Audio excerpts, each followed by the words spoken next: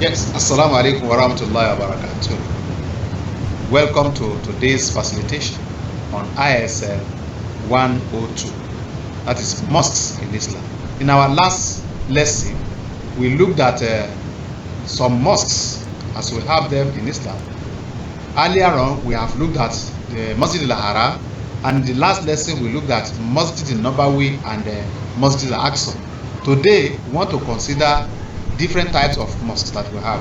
That is the local mosque and the central mosque. That will be the content of our discussion for today. If you are ready, I'm your regular anchor, Professor Mustafa Adejor Abdurrahim. You are welcome.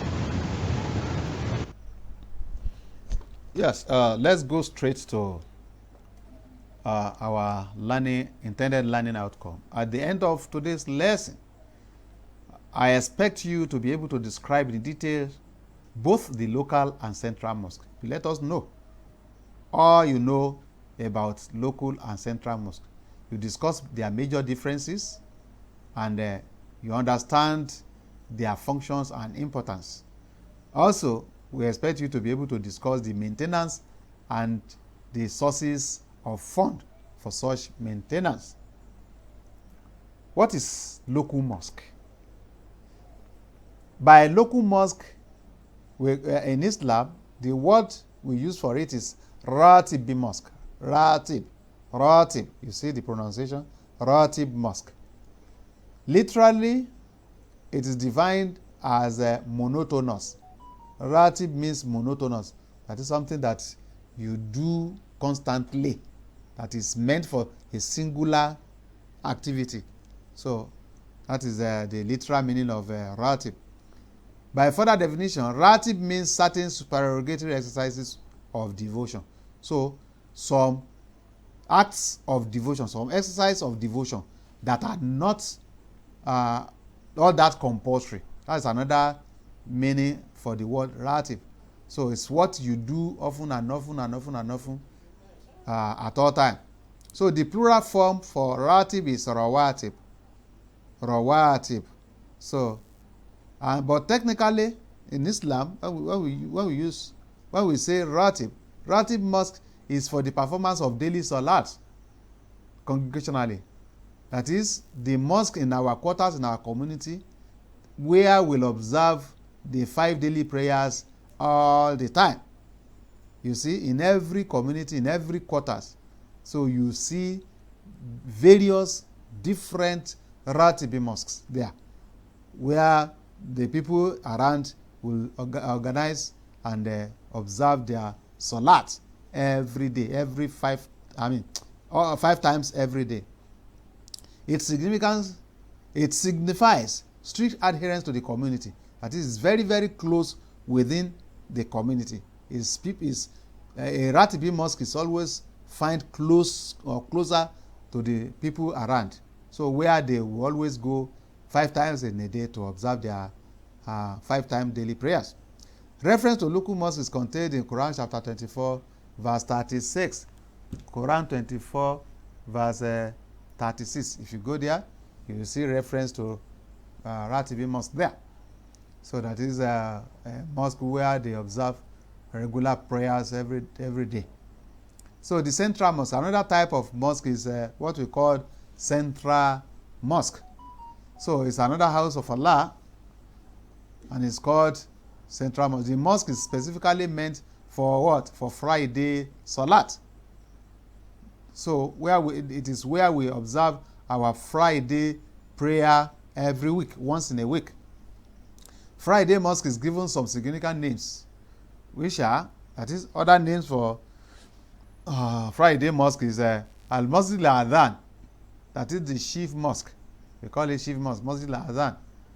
Masjid al-Kabir. That is the large mosque, because at least it's larger than other Ratib mosques. Then we also call it Al-Masjid al-Jami. Masjid al-Jami, central mosque.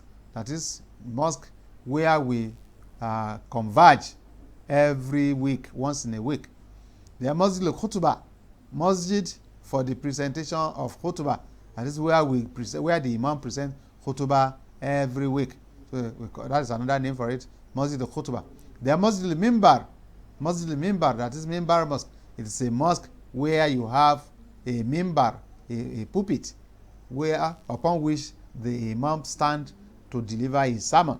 So these are very other names by which central mosque is known.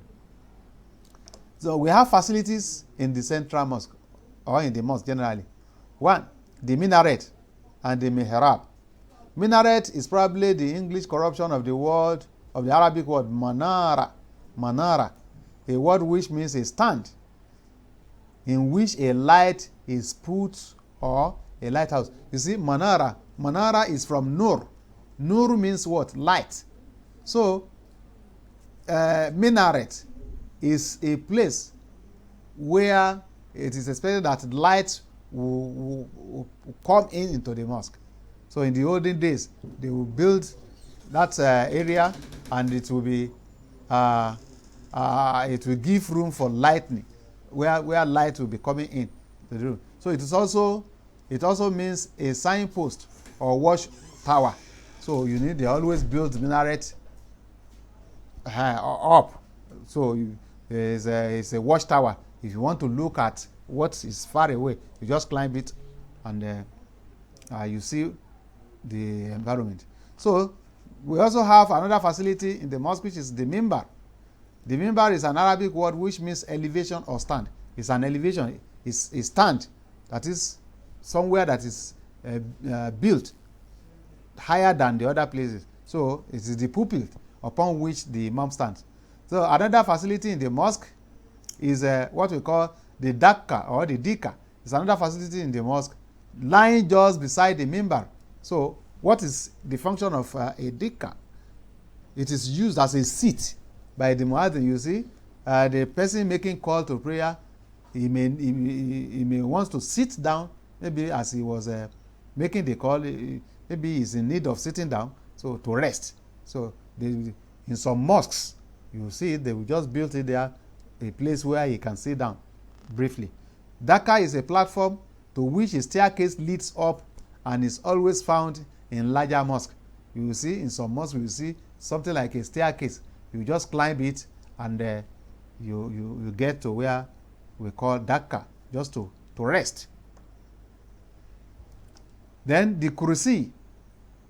Kursi is a wooden stand but all these things we are talking, it's not compulsory that they must be present in all the mosques. So in some mosques, especially in the olden day mosques, you find them there, or in big mosques in Muslim countries, you see they will build all these things there. All these facilities are there.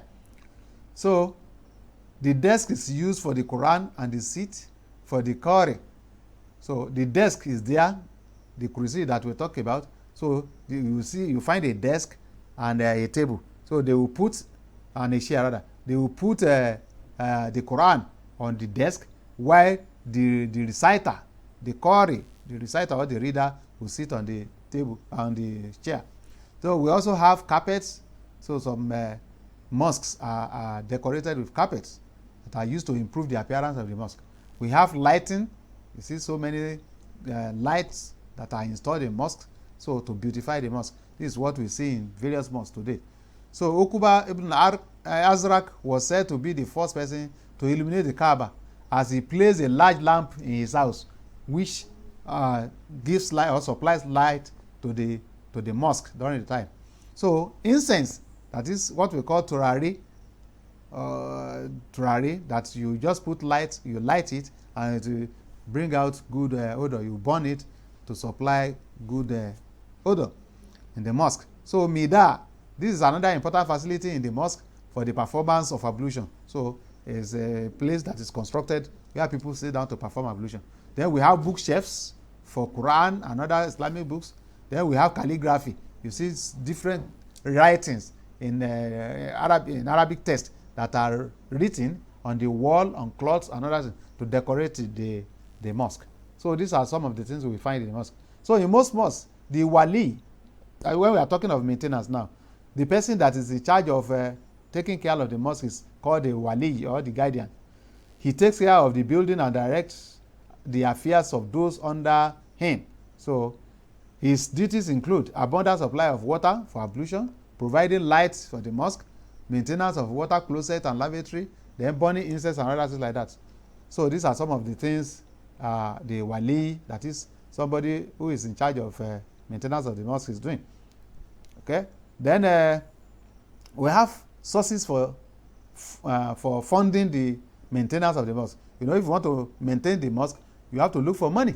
So what are the sources through which we get money to fund our mosque or to maintain our mosque? One is waqf, through waqf. Waqf means an endowment of property for the maintenance of the. You see some people, before they die or maybe in their will, they will say, okay, so property that I have somewhere, let them sell it and use the money to maintain so mosque. That is what we call waqf. Then philanthropic donation. We have so many rich people, rich men in our society that will just donate money to the mosque for maintenance of the mosque. Then government patronage. In Islamic states, in Islamic countries, we have some governments.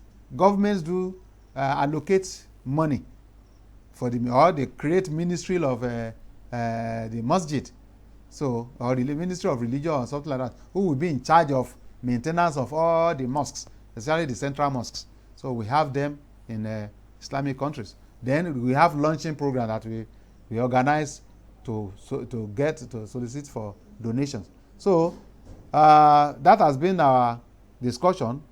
To summarize it, we have described in detail both the local and central mosque. We told you what a local mosque means and what the central mosque means, and different names by which we know the central mosque. We discussed them too. Then we discussed the functions and importance of a wali, somebody who maintains the mosque, and different sources through which we get money to maintain the mosque. So that has been our presentation. You are welcome.